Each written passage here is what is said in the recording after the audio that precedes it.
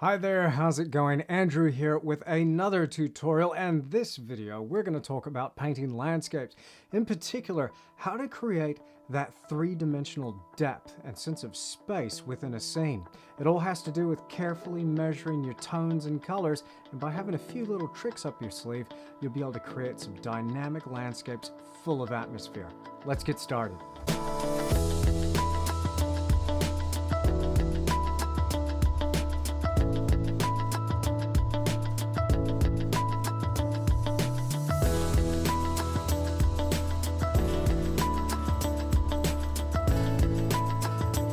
Now, I'm really inspired by the landscape here in New Zealand. Let me show you a few of my photographic references that I'm using as the inspiration for this painting. Now, you'll see as we flick through these photographs that no one single photo is going to be appropriate to make a painting from. But there are little bits of detail and information that we can use in a final painting. I really like these grassy slopes, some of this atmosphere and depth, afternoon light that cuts through some clouds and illuminates trees, perhaps a river winding its way into the distance, or an exposed rocky hillside, maybe even a farm building or two. But I love these old trees, and I think my main subject for this painting has got to be an old pine tree. Now let's take a close look at the palette of Langridge handmade oil colors that I'll be using for this scene.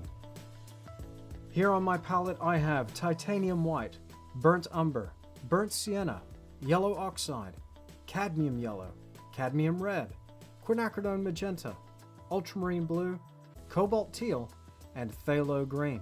I'm also using oleo gel as my medium.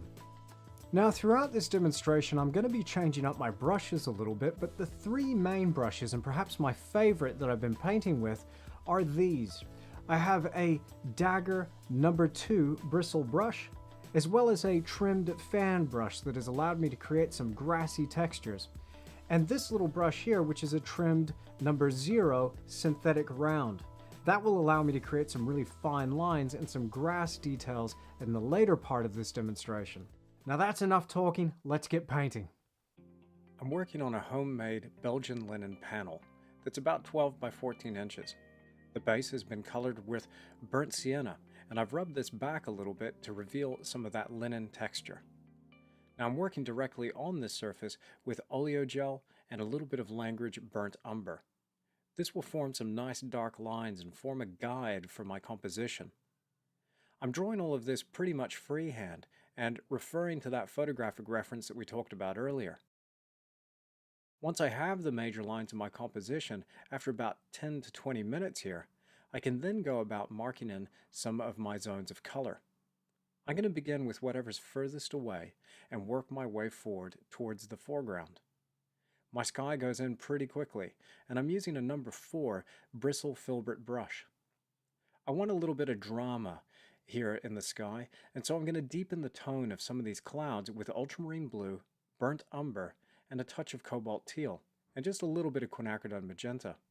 I'm going to leave a gap of empty sky showing between these cloud masses, and that's going to be predominantly titanium white, ultramarine blue, and cobalt teal. I'm roughly marking in where the highlights of the clouds are going to go, and this is predominantly titanium white, although I'm avoiding the top of my tonal range, as I normally do, and I'm graying this out. Then bringing the scene forward with the next tier of depth, I'm working in the distant hills. Now the sun's coming in over the right-hand shoulder slightly, and so these hills are going to catch a little bit of light. I'm going to make sure that these forested slopes are going to be subdued so that they read well from a distance. I make sure that if ever I'm mixing green here with atmospheric perspective, that I blue these notes out. If I get a little bit too much yellow coming through in that green, it's going to come forward too far. Moving on to the next hill, and you can see here that the shadows have gotten deeper still. And now we're starting to establish these tiers of depth, one in front of the other. That deeper color that you see here is a mixture of ultramarine blue and burnt umber with a touch of quinacridone magenta. The violet that you can mix by using quinacridone magenta and ultramarine blue really lends itself to atmospheric perspective. Bringing the slope further forward now, I'm using this number 4 filbert bristle brush to communicate a little bit of a grassy slope where we have a paddock meeting that forest on the hillside. I need to make sure though that this green grass is not overly saturated because again, it'll come too far forward. I'm softening between brush marks by doing a little bit of blending here at this stage. I'm going to bring some of these tones down into the painting now and start communicating the flat plane that sits below these hills. I'm going to go a little bit darker again and start establishing a little bit more of a tonal dynamic. The depth in these trees is important because we need them to sit in front of those background hills. This will only happen if we're more saturated and darker with our shadows. I'm now allowing a little bit of phthalo green to come through, and you'll notice as I mark in these poplars that they have a little bit more of that chemically green look. I'm going to go back and touch up some of these areas in the next pass of the painting. But this phthalo green is really going to help achieve a little bit of saturation as we bring the scene forward. And for these grassy slopes along what I hope is going to be a riverbank, this needs to be a little bit more intense so it reads well here at a more immediate distance. Our major pine tree is going in now, and this is ultramarine blue and burnt umber, and you can see there's a bit of phthalo green coming here too. Now we got to be careful for phthalo because this is going to be a bully. And by that I mean it's going to go around and knock the crap out of the other colors that are on your palette. So be wary and use it very sparingly. A little bit goes a long way. Now let's establish this bank here, just sitting in front of the tree. I'm using a series of fragmented brush marks. I want this to seem like clumps and tussocks of grass. I'm going to bring it down to meet the water's edge, but where there's water here in the foreground, I'm going to want to just communicate a little bit of a reflection. This is where whatever's happening above that water line is then dragged down through into the body of water. I'm going to come back and reestablish some of these marks, make it a little bit more defined later on in the process. Now you can see here just how quickly an image can come together by using this system of working with whatever's furthest away and bringing this scene forward towards the viewer. Now I'm using pretty much a number 4 brush throughout this entire demonstration, and this is allowing me to cover a large amount of ground very quickly. Now, normally I'm using really quite big brushes, but because this is such a little painting, the number 4 bristle filbert is really helping me cover that area. Now, in places, I'm going to want to fragment some of these areas to just allow them to communicate a little bit more texture and maybe a little bit more detail. Now for this, my trusty number 2 dagger really comes into its own. This pine tree is going to be catching light in all sorts of places where this intricate detail of clumps of pine needles occur along the right-hand edge, catching that sun. One of the things I really love about these pine trees is their character, how some parts of the tree are kind of dead or dying, but they end up with this fragmented or open canopy and form a really cool pattern. It also makes this tree look really old and I think might help tell some sort of story with this painting. Over here on the right hand side, I think I want one of these weeping willows to just cling to the riverbank. My block-in is now finished. It's been 2 days between these passes. Because I'm using oleo gel, it's going to take about 4 days all up to cure. So at the 2-day mark, it's formed a little bit of a tack or stickiness, which is accepting the next layer of brushwork quite well. Now I'll be able to move and manipulate some of that underlying pigment somewhat, but I like leaving it maybe 2 days to just have a little bit of give to that underlying layer. It also means that as I'm adding these brush marks over the top, I'm not going to lift up that underlying layer of the block-in. I'm going directly over whatever I'd blocked in before with the sky here and just cleaning up some of my marks and some of the tones. I can also add to the top tonal range of some of these cloud highlights, for instance, by using titanium white, a little bit of burnt umber, and a little bit of yellow oxide. This achieves a nice warm tone for those cloud highlights, catching the afternoon sun. It's amazing how versatile these number 2 dagger brushes are. I'm using the broad side of the brush to blend my marks, and then occasionally flicking it with just the ends of the bristles. This allows to break and blend some of these areas in the clouds. And then again, as we did with the block in, I'm bringing these techniques downwards and towards the viewer, following those tiers of depth as they come forward. To achieve atmospheric perspective, our deep shadowed hills need to be slightly blue to violet in order for them to read at a vast distance. This communicates the sheer volume of atmosphere between the viewer and those hills. I want a little bit of erosion or a rocky surface exposed on that main bluff. This is mapped out with a bit of titanium white and a touch of burnt umber to achieve a little bit more of a warmer gray. But here my relationships of blues and grays is pretty subtle from one color to the next. We can overdo things at this vast distance. Now I'd consider these passes that I'm making now to be final detail. Normally I'm working with blocking in, modeling, and detail as three major parts of the painting process, but here I've combined my blocking in and modeling as one pass. So I should be finished with this painting as it's coming forward here with the pass that you're seeing now. When we get right up on the painting, you can see the types of marks that I'm making. Every time I deposit paint from the brush, I go back and I rework those edges. I make sure I have no distracting ridge lines, and I make sure that that mark sits really nicely within the space and relates to everything else around it. I'm always checking that everything is operating as it should. Now you can see how just the ends of the bristles are flicking that surface. And I'm creating a nice fragmented zone here to communicate those distant trees. I bring my edges together, and whilst this surface is still wet, I can manipulate those tones a little bit.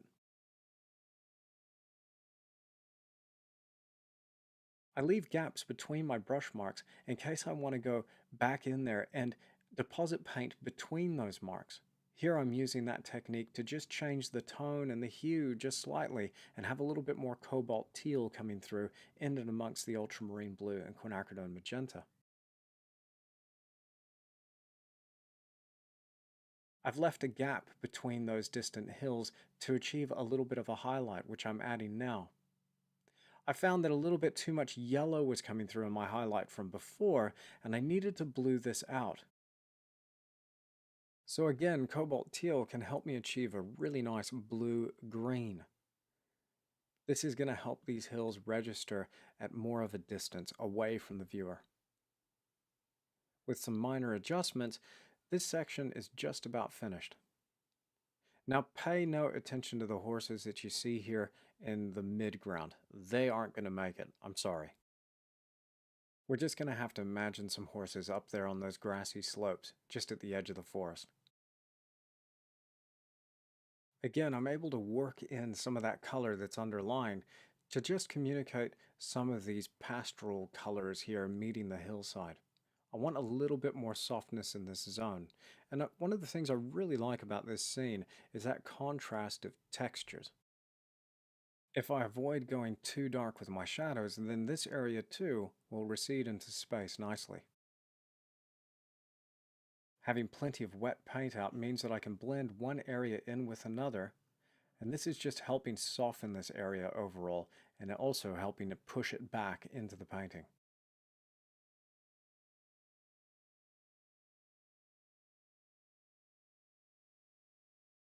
Now let's paint some trees. And one of my favorite things about painting landscapes is this illusion of detail that you can create when there's really not much there at all. And you'll be surprised that I use this dagger number 2 to communicate a bit of that detail when most people would think I'm using a very small 000 sable round, for instance. Here we can communicate the edges of trees that are catching that light just along that right-hand edge, and then fragment this line to communicate those individual leaves catching the sun. So here at this kind of distance, we want to give the illusion of detail, the impression that something's there, without overstating it. I've allowed a little bit more intensity to come through in these colors now, and it's the relationship between these colors that is creating this illusion of depth. So having a little more warmth and a touch more yellow come through now is helping these creep forward a little bit closer.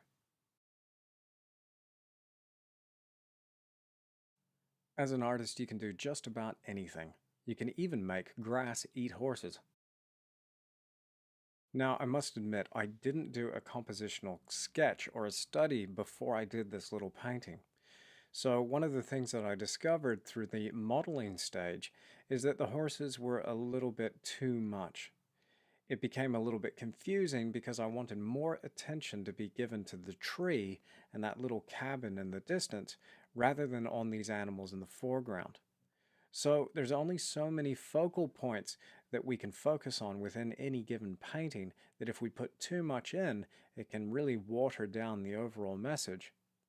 Here, I think just having a lone pine on the bank of the river is enough and will give enough of that pastoral characteristic that I wanted to see in this New Zealand scene. Now with my willow on the right hand side, I'm going to deepen the tones, and again you can notice now how dark those shadows are in comparison with whatever's in the background. I've allowed a bit of phthalo green to come through here in conjunction with my ultramarine blue and burnt umber, and I'm brushing this again with a number 2 dagger. As a general rule of thumb, once I've established all of my shadow notes after the blocking in and modeling, I'll go back and add crisp highlights. Here I'm using just the point of the dagger brush to manipulate these lighter tones. Again, I'm using titanium white and cadmium yellow here predominantly with just a touch of ultramarine blue. Now the big lone pine is going to need a very different kind of technique. These marks are going to be shorter and sharper, but the dagger number 2 brush can do a very good job of this and fragment that lead edge. I'm trying to communicate those individual clumps of pine needles. So it's just a question of going slowly and surely around that tree, being diligent to cover up as much of that block and layer as I can, only allowing a hint of it to come through. You can see this brush really lends itself well to this kind of technique, because as I deposit the paint, I can drag it up in the direction that the pine needles would go. And it really starts to take on that character that I'm looking for. Now after a little while I can go back with some of this highlight color, but because of the nature of these pine needles, it's only going to catch so much light. So this color needs to be a little bit more subdued than the highlights I was using for my other trees, and a little bit more saturated so that it comes forward still. So here I'm using phthalo green, cadmium yellow, but I need to warm that green up a little bit, so I'm using just a touch of cadmium red as well. I'm always paying attention to my edges, so when I have the opportunity, I go back and rework the edge of the tree to make sure it blends into the overall scene. Otherwise, we can have a bit of a jarring shape over a field. We don't want that. We want it to sit naturally within the overall picture.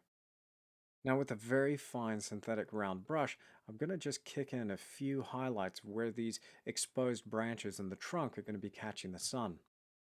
Our scene is really shaping up and we need just a bit more of this grassy texture along the riverbank.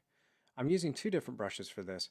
A trimmed fan brush to drag out individual strands of grass, along with my number 2 dagger to just drag that paint downwards into the water to form a little bit of a reflection. I'm always saving my highlights and my brightest brights for the very end, so we've got a little ways to go from here still. Now for the very immediate foreground here on the right hand side, this is where the deepest and darkest shadows are going to go. And again, following this rule of muted, subdued tone in the background and a greater variation of tones in the foreground, this will help atmospheric perspective and that illusion of three-dimensional space. So the colors that you see here on the right hand side are very dark indeed, a combination of ultramarine blue and burnt umber. If I need to go even darker, a really nice combination to try is phthalo green, burnt umber, and quinacridone magenta. That combination of those 3 colors will go even darker than my normal burnt umber ultramarine blue. So once I've established the dark shadows, I'm going to then go in and lay in the highlights of these blades of grass that have been exposed to the sunlight and get some nice crispy detail here in the immediate foreground. There's no real quick way to do this, but with a synthetic round, again, like I was using for the highlights on the tree, I can draw in individual blades and grass here and there. Now, it is possible to go overboard with this technique, and this is probably a little bit more detailed than I would like to go normally. But by just putting in a few blades of grass here and there strategically, it'll give the illusion that there's detail where there's really not much going on at all. Now I'm alternating these highlight colors. I'm not just sticking to one color for the highlight. In some areas it's going to be a little bit more yellow, so more titanium white and cadmium yellow is going to come through. And then in other areas I'm going to allow it to get a little bit cooler and bluer, which that will be titanium white and ultramarine blue. Now here with the water along the riverbank, we're going to want a little bit of a sparkle where some exposed stones might just enter the water here. This will lift this area and also bring it forward. Also, just dragging through the wet paint with a touch of ultramarine blue and titanium white will give the impression that this water here in the foreground is moving. And with these final little details, my painting of this New Zealand pastoral scene is finished. Overall, I'm pretty happy with this. There's a few things that I'd change if I had to go back and paint it again, but I'm happy with the way that tree is sitting in the composition and the depth in the scene. Well, I really hope you've enjoyed this video tutorial, and if you did, then please hit that like button for me. And if you want to see more videos just like this one, then make sure you're subscribed to this channel. As always, you can find me on Instagram and Facebook, but also make sure you're subscribed through my website for bonus content at www.andrewtischler.com. I look forward to seeing you again soon. So long.